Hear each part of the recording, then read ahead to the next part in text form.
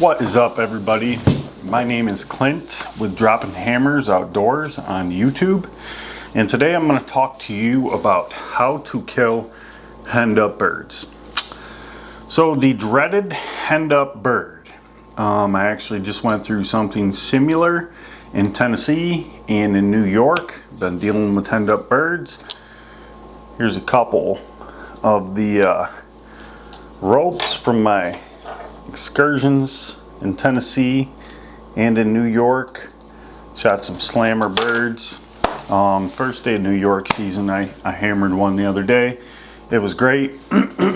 And I tagged out in Tennessee. It was a good time. And then this weekend, unfortunately, after that I had to work. So I only have been out one time in the New York season so far, but I punched a tag. But anyway, on to henned up birds. How to kill henned up birds. So the number one thing that is going to help you to kill these things is a little bit of scouting. So you have to have an idea of what these birds are doing. Okay. I like to, you can do it as simply as just knowing where they roost. I like to do what I call breaking down birds. And so what that entails is, like, if I say I have 2 days, to hunt, I'm going to try to get out there and listen in the evenings, try to locate the roost. In the morning, I'm going to go in there. I'm going to listen for gobbling. I'm going to try to get pretty close, within 150 yards of where they're roosting.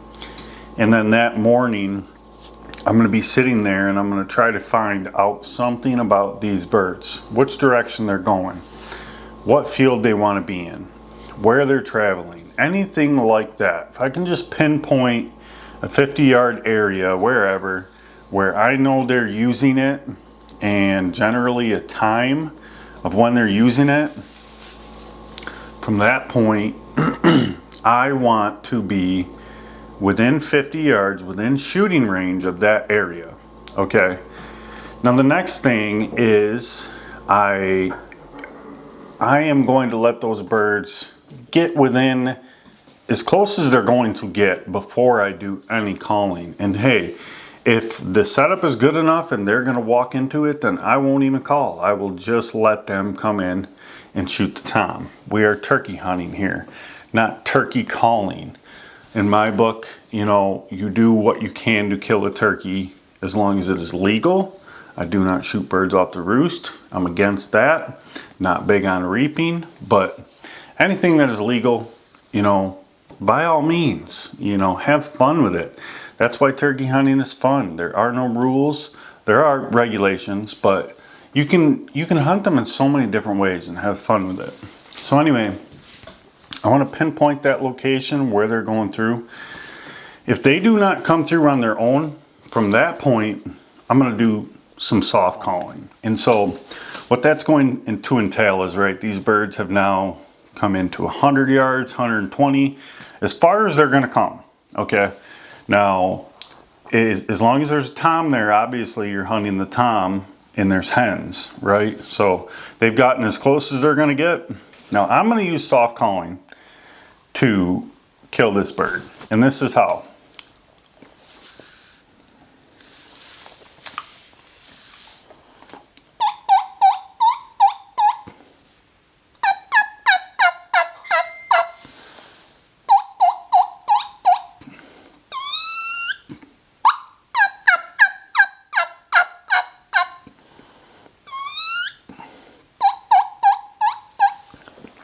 So with the mouth call, that's all I'm doing is soft calling. This is a 2.5 reed. It's a thinner latex. I personally love a thinner latex for soft calling. Those thicker latexes, they can be harder to get those softer notes. With this thinner latex, I can go as soft as you possibly can. And that's what you want. You kind of want those turkeys to barely hear you. Now, oftentimes, I will use decoys, okay? Now, you can use a tom decoy, a strutter with a hen. And most of the time, if a bird is with hens, he's a dominant bird. So your decoy strategy shouldn't hurt you. Now, if that bird hangs up at 60 or 70 and doesn't want to come in, use a different decoy strategy the next day, like maybe a lone hen, or don't even use any and just try to kill him that way. So with this, a slate call, you know, this is the soft calling you're gonna do. You're just gonna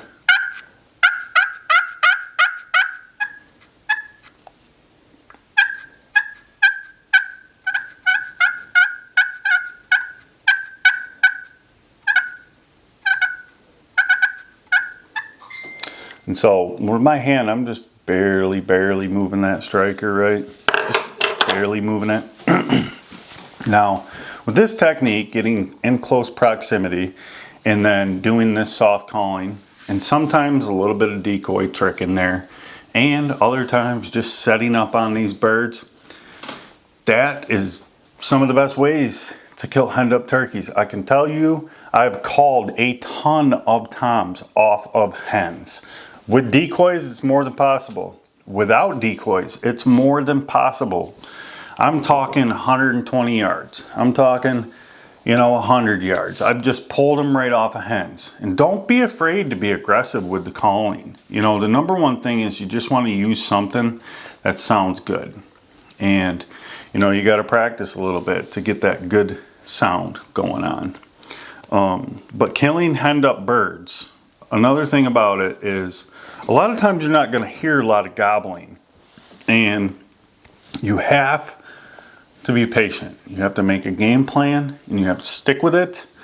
But another part of it is if you can see these birds, right? If you can see the tom and you can see the hens and you are calling to them and you don't see much of a reaction, or you call and he struts, or maybe you call and he gobbles, but it just seems like you can't move him, you have to be patient. You have to stick with that bird and you have to keep messing with him. You have to keep poking him. You have to keep calling to him and be more aggressive. If you're not aggressive, you know, you have a slimmer chance. If you think you're going to go slim on the calling and pull these things off of hens, you're wrong.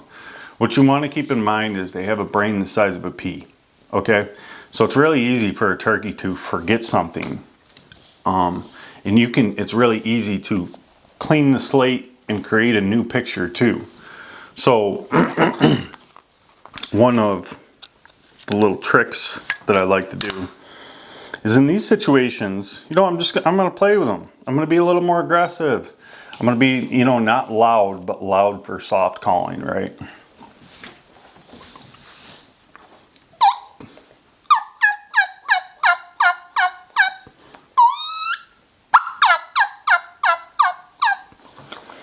You see how I'm like going high pitched and then lower? I'm making it sound like exciting and upbeat and not dull and soft.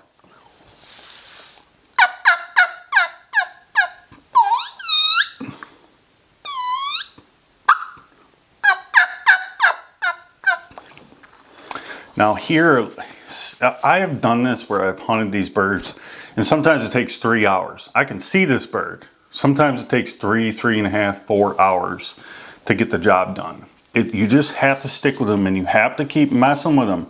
Switch the call up a little bit, go a little louder, go a little softer, see what they do.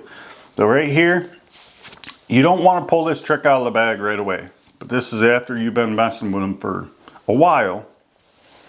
You want to throw this one at them. And keep in mind here, you're calling to the tom. You're not calling to the hen. Okay.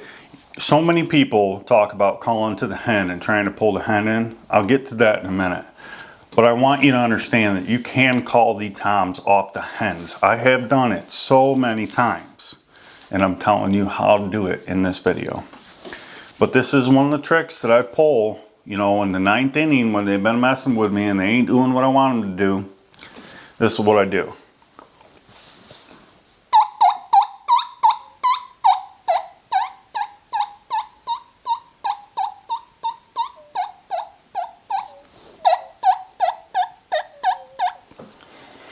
You see how soft that got? And then I started putting my hand over my mouth and I start throwing that call a little bit. Once you throw that call, you have to stay committed to it. And what you're literally trying to do is you're trying to get that tom to barely hear you. And you're trying to convince him that there's a bird that's walking away. And at that point, for him, it's going to be now or never. Like, he has to make a decision in that moment. And a lot of times, you know, it breaks him. Something that you want to keep in mind is you could be doing these calling sequences and messing with these birds. And say if something ain't working or whatever, you can literally wait 5-10 minutes and then start it all over again. Because a lot of times with these henned up birds, they're just hanging out in an area and they're just cruising. And you may see birds walk out of a field. You may see birds walk away from you. Just keep in mind and understand they're not going far. And even if it's been 30 minutes to an hour, they're still probably 120, maybe 200 yards away. They're not far. You have to keep that in mind. You don't want to try to chase these birds. You don't want to be so apt to run and gun. You don't want to be so apt to try to get around them because they can see so good. So you just want to be patient and keep messing with those birds. Now, as far as calling in the hen goes, yes, you can call and you can try to get a hen fired up. And yeah, that will work. Okay, but in my experiences, more often than not, the hen doesn't get fired up. That's just what I've noticed. I've actually called in more toms off the hens than I actually have called in, got a hen fired up and dragged the hen in. Although that's happened plenty of times too. It's just, you throw the call in your mouth or you hit the call and you see if that hen is gonna get fired up. And if she does, just like people have said on millions of videos, you mimic what that turkey does. How excited she gets. When she talks, you talk. You try to match the volume. You try to be aggressive. Sometimes cut her off while she's calling. Be louder than her. You're trying to tick her off a little bit. You're trying to get her to come to you.